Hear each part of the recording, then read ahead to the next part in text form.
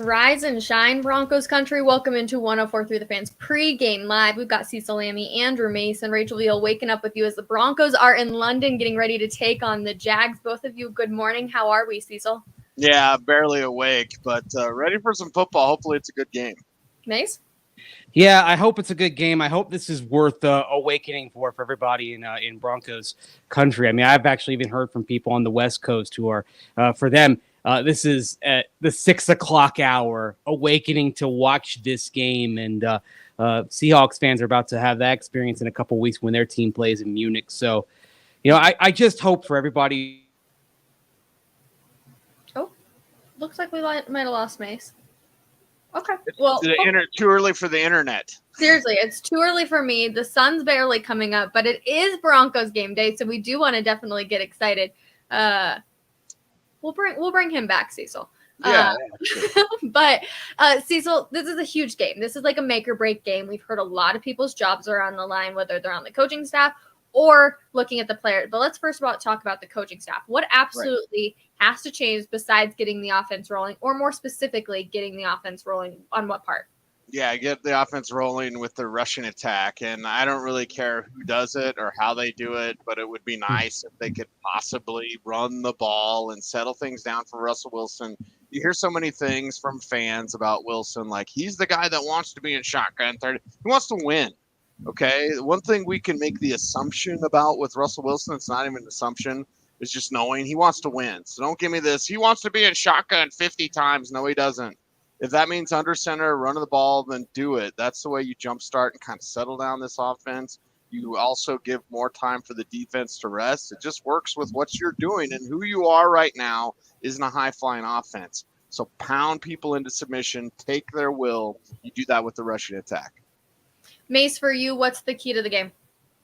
I think the key of the game, it's part of what Cecil said. You've got to run the ball effectively. I think on the other side, you're going to have to stop the run, and that's where it's going to be interesting today because you don't have Baron Browning out there. Of course, he didn't make the trip. Bradley Chubb on the other side, could be playing his last game with the Broncos. So we're probably going to see quite a bit of Nick Bonito. We'll see a bunch of Jonathan Cooper as well, and he's really kind of ahead of Bonito. But when Bonito's out there, I'm curious to see what the Jaguars do because so far from him, what we've seen is somebody who has some nice pass rush moves. He's got some good speed moves, but he's not very good at setting the edge, and he's not very strong at the point of attack. And the Jaguars are an effective running team with Travis Etienne. I mean, that's why they could trade James Robinson. They feel like Etienne's more than enough. He's averaging north of 6 yards a carry. So it's not just running the ball, but you're going to have to stop the run for the Jaguars as well. And I do wonder if the loss of Baron Browning might be the injury that kind of pushes the Broncos defense over the edge a little bit and takes them out of that elite level that they've held so far this season. The Baron Browning injury is brutal for this Broncos defense because he has played so well. But somebody else who's on the inactives is Albert O, who is another healthy scratch again for, I believe, the third week in a row, Mase. Who else is on the chopping block when it comes to trades? Well, I think it starts with Chubb and Albert O, and as Adam Schefter reported this morning, the Broncos have received multiple offers for Chubb, including one that includes a first-round pick. And I think that's why everyone's kind of on notice and on edge right now because you figure if you're talking about a first-rounder, that's the point where it's like, okay, all right, it's probably wiser to make a deal. Albert O, I think he'll be gone by Tuesday, but not for much. We're talking about a fringe type of deal, conditional seventh, maybe a conditional 6th-round pick if you're lucky. Even though he's got a lot of attributes, he doesn't have a lot of value on the trade market right now. And then Adam Schefter reported that Jerry Jeudy, KJ Hamler, the Broncos maybe don't want to deal them. And actually, guys, it makes sense that they wouldn't want to deal those receivers.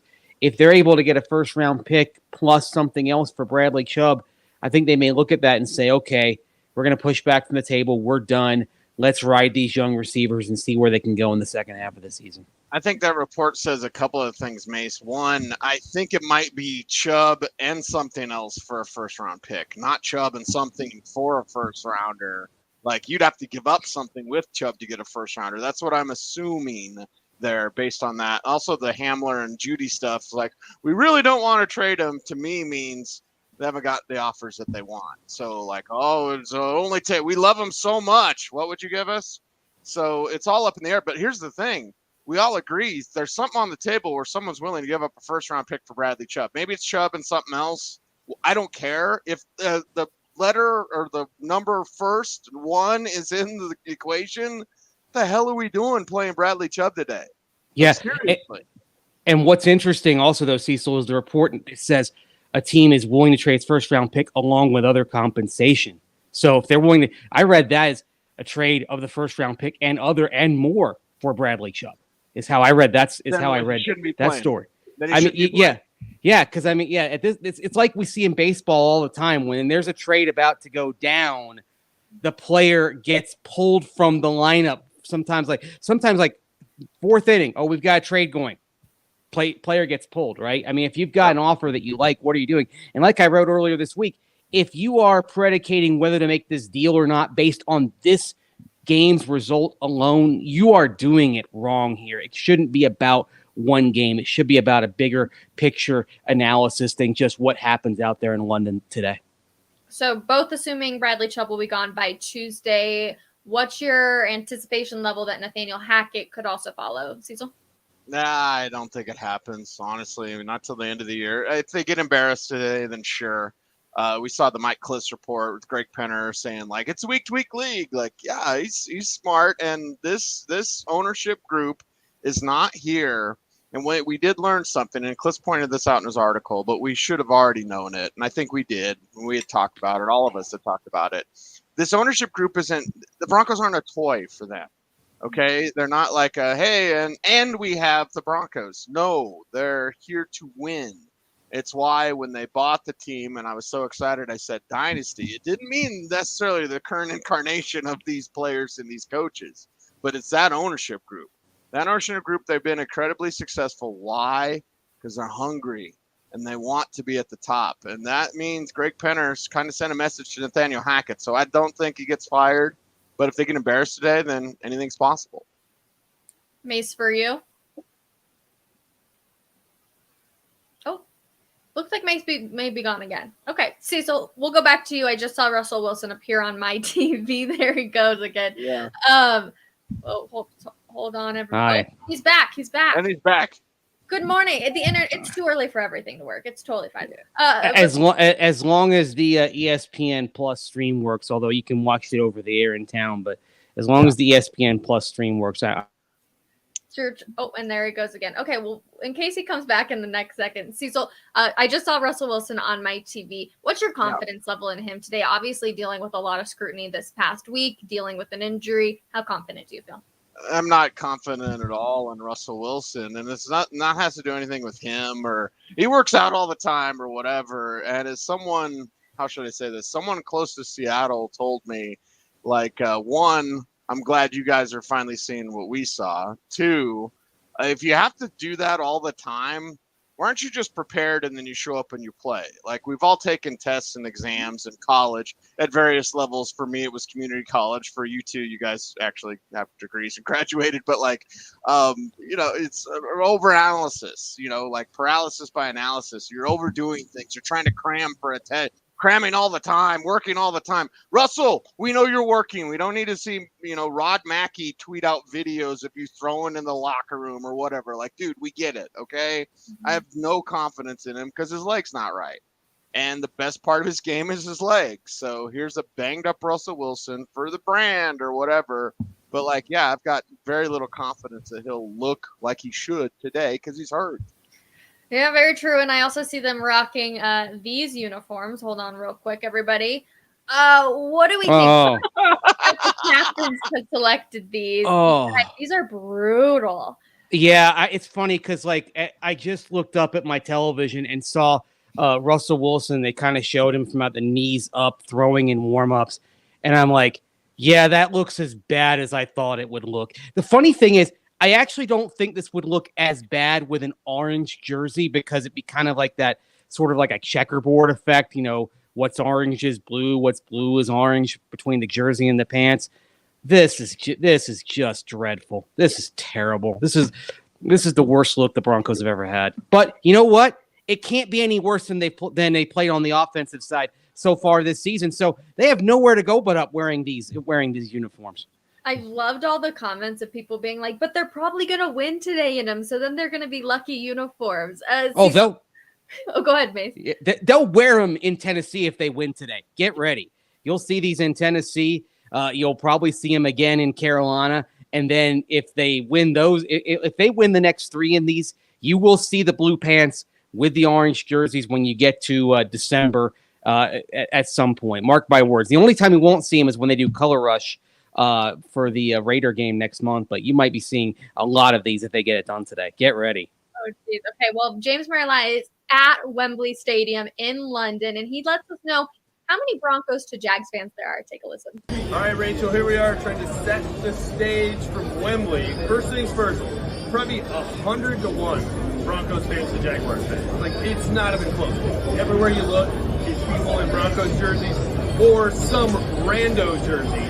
So we've got 29 out of the 32 NFL teams we have found so far. We're missing the Saints, the Panthers, and the Browns. We're on the search for them. We'll find them. Lots of random Broncos jerseys. Tom Jackson, Elvis Dumerville, and Kendall Hinton number 2 at the top of the list. The rainiest, coldest day we've had here this week in London, but once you get inside the bowl, it's fine. It should be good weather for the Broncos. So it's a road game officially, but it feels like a Broncos home game today.